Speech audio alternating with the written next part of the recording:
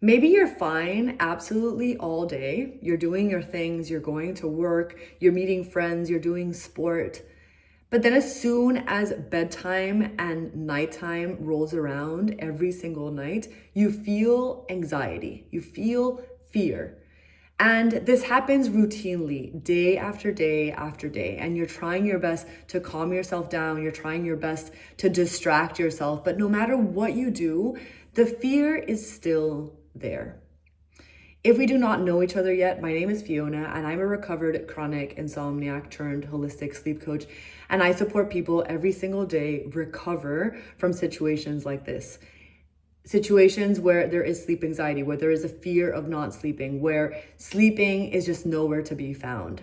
And in today's video, I'm going to be breaking down why we're feeling anxious at night, why specifically anxiety peaks at bedtime, and also what you can do about it to start breaking the cycle of discomfort starting today. Getting straight into it, and before we go into breaking down what you can actually do when the fear and the anxiety presents itself, I do want to help you understand what is actually happening here. The more we understand the tendencies of our mind, of our thoughts, of our emotions, the easier it's going to be to understand how we can interrupt and break those cycles. I do want to start by saying that you are not in this situation because you are broken. There is nothing wrong with you. There is nothing that you have done wrong. You are not different to the person next to you that can sleep completely fine. The difference between the person experiencing anxiety at night and the person not experiencing anxiety at night is that that other person simply doesn't have specific fears that you may currently have, okay? We need to start seeing anxiety not as something that needs to be avoided, but something that needs to be understood. Anxiety is a signal. It is a message from our nervous system and is trying to communicate with us. It isn't something that we need to avoid. It doesn't make us broken. It doesn't mean that we are not okay.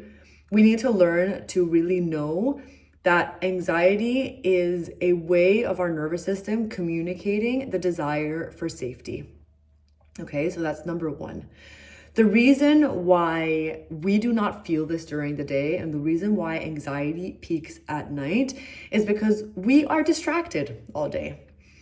We go about our business, we do our jobs, we're caring for the people around us. Maybe we have children, we care for loved ones, we have a busy job, a busy schedule, a busy social life. That means that our intention and our focus in those moments is on something else. Our brain is not processing our fears. Our brain is not experiencing anxiety because it is in the present moment. It is controlling what is actually inside of our control, which is what we actually do with our time, what we actually do with our efforts. Of course, once we approach bedtime, there's nothing to distract ourselves. In fact, the intention becomes one of rest and one of sleep. It's very easy for us to then feel all of these things that we haven't been listening to begin with. If you are specifically struggling with sleep, that also means that it is the first time that you have allowed yourself all day to worry about the reality of not sleeping. And that feels fearful and that feels intense. And that happens as we approach bedtime because it becomes the thing that we're trying to avoid. And when we try and avoid something, it only gets louder. So that's all you need to know is that if you feel like your anxiety is peaking at bedtime or at night, that simply means that you have not allowed yourself time during the day to actually address this.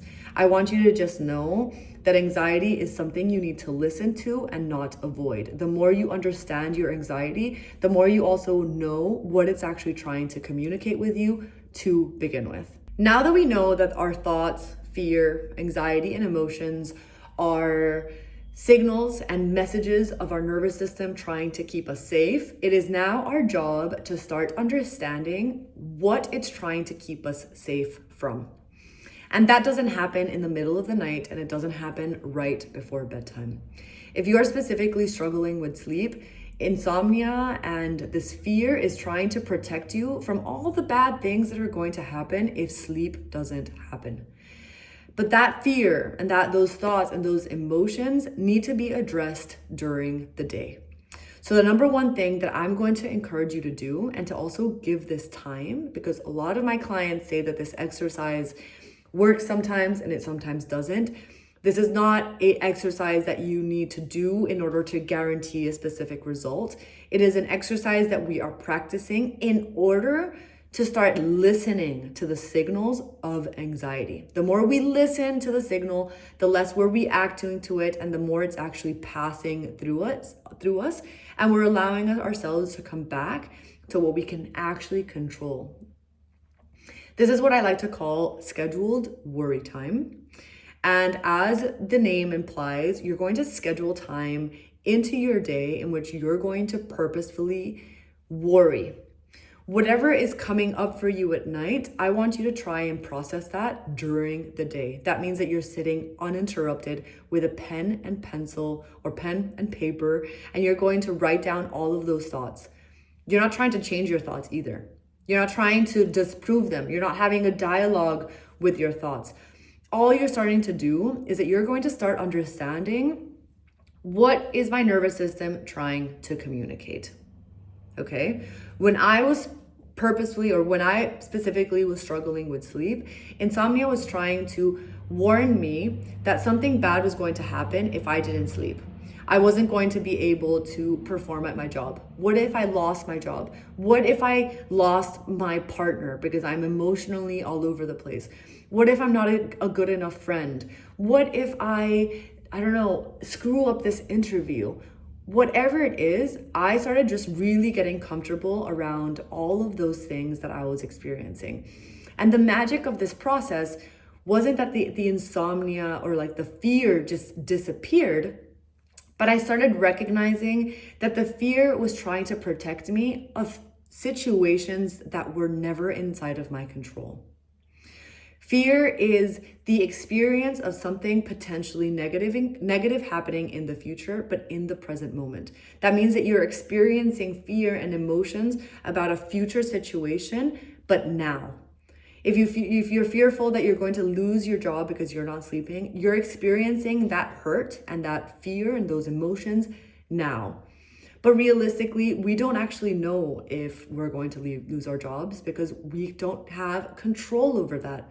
There's so many other factors that come into play regarding our job that do not just relate to sleep. So this practice of scheduling worry time, of actually processing our thoughts and emotions is so powerful because we're slowly starting to see that the thing that we fear the most isn't in fact something that we have any control over, and that also allows us to come back to the present moment. The more we listen to our anxieties, the more we listen to our fears, the more your nervous system is also understanding that you're actually listening to it to begin with. And the more you listen, the less it needs to warn you of these things, because you've then decided, okay, yes, I need to worry about this, or most likely, no, I do not need to worry about this. So that's number one. Schedule time every single day to sit down and explore those fears. So you know how to start breaking the cycle during the day, but realistically, this also peaks at night. So what can you actually do to start feeling calmer when that pit in the stomach arises or when the racing thoughts are there? I'm gonna give you 2 nervous system regulation techniques which should never be used with the intention of making sleep happen, because as you know, sleep cannot be controlled, but these can be used to help you feel a little bit calmer in the present moment and will ultimately allow you to come back to the present moment and befriend wakefulness, which is the process of reteaching our nervous system that nighttime is not dangerous and it is not going to harm us. The ACE technique is inspired from acceptance and commitment therapy, and it stands for acknowledge, connect, and engage. That means that when you feel discomfort, you're going to start by acknowledging the anxiety that you are feeling. You can say, I notice that my mind is racing, or I notice that my body feels tense and activated. Acknowledging is about observing with curiosity rather than judgment. This softens the resistance that often makes insomnia worse. Instead of avoiding your experience, we're going to simply acknowledge it and know that it is trying to communicate with us. Moving on to connect.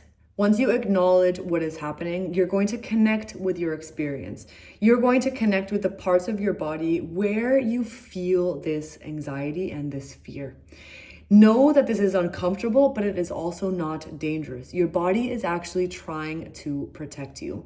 This is where you can take a couple deep breaths. You can put your hands onto your stomach and you can feel maybe where you're experiencing this discomfort. And then E, engage. This is the most powerful step of it all. This is where you're going to come back to committing to living life or living this situation by your values and not by your fears. This is where we know that we can engage in the present moment without trying to escape anxiety.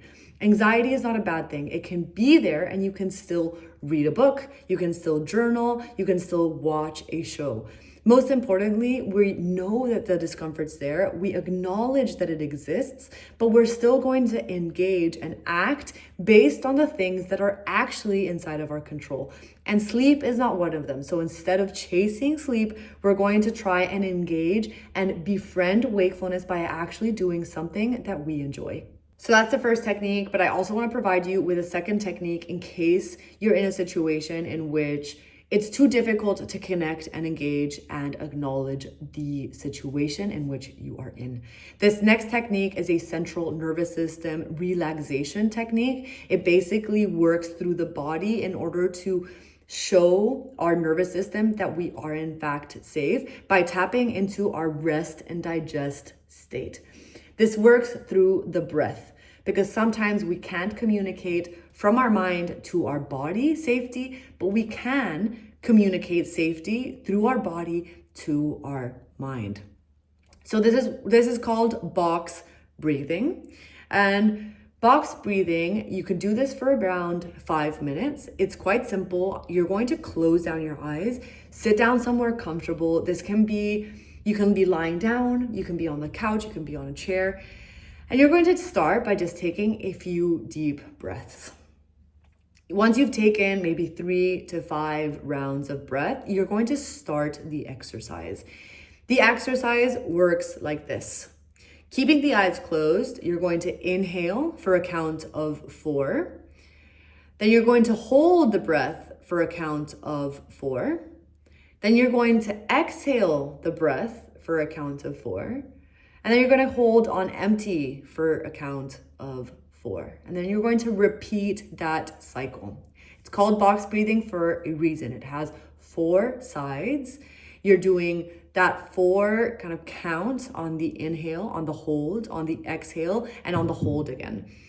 And I want to encourage you to just explore doing this. Don't do this with the intention of needing a specific outcome, but just explore it and ask yourself how it makes you feel.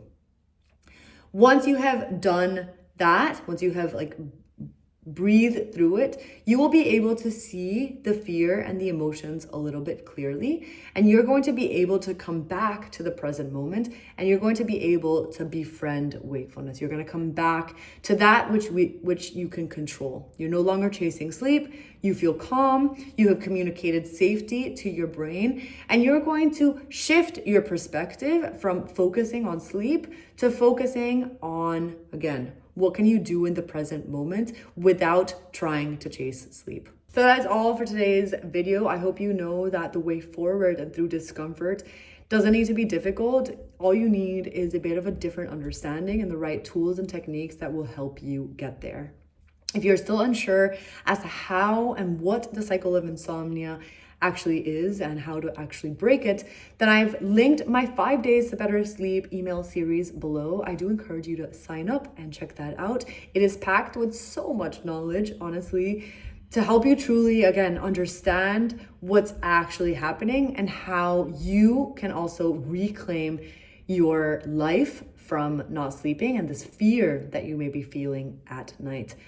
And if you did like this video, if this resonated with you, please go ahead and give me a thumbs up, or please go ahead and drop any comments, questions, or concerns in the comment section, and I promise to get back to you as soon as I can. Anyway, until next time, have a fantastic day.